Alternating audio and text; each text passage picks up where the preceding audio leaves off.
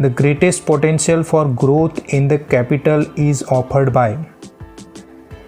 Capital में ज़्यादा growth नज़र आए वो पोटेंशियल कौन से फंड में है, तो वो है ग्रोथ फंड।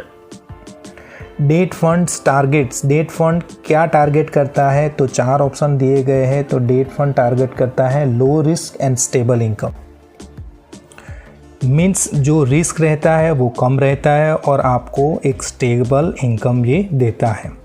चलिए आगे का क्वेश्चन है, in which of the following do debt funds not invest.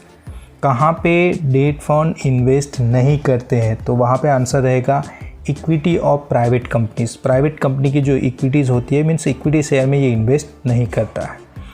चलिए आगे का क्वेश्चन है, liquidity of shares of blank fund is very high because the investment in are reputed mature and firmly establish player in the market.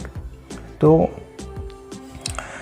ये वाला जो fund है उसके shares की जो लिक्विडिटी है वो काफ़ी ज़्यादा होती है, क्योंकि वो रेप्यूटेड मैच्योर और फर्मली एस्टैब्लिश जो प्लेयर होते हैं, मीन शेयर होते हैं, वहाँ पे इन्वेस्ट करता है। तो वो कौन सा फंड है, तो वो वाला फंड है large cap fund. Okay, large cap fund जो होता है वो वॉलेटाइल भी ज़्यादा रहता है और लिक्विडिटी भी ज़्यादा नज़र आती है उसमें।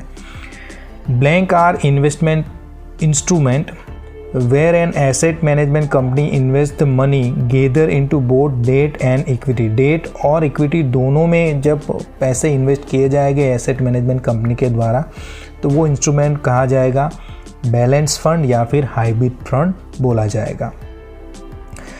चलिए आगे का question, investment in blank is best suited for investors with moderate risk appetite. जो ज़्यादा मीन्स रिस्क लेना नहीं चाहते हैं, जो ज़्यादा रिस्क लेना नहीं चाहते हैं, उनके लिए मिड कैप फंड जो होगा वो बेस्ट सूटेबल होगा उनके लिए।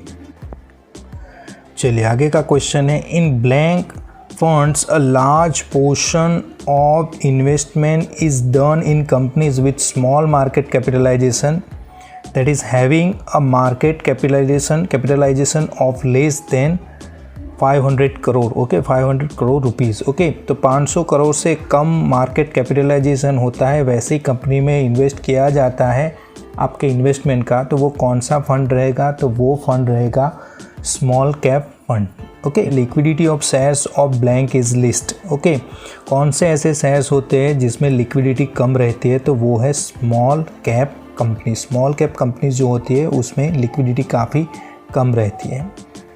चलिए आगे का क्वेश्चन है, investment in blank funds is best suited for investor with high risk appetite and have a good knowledge of the stock market.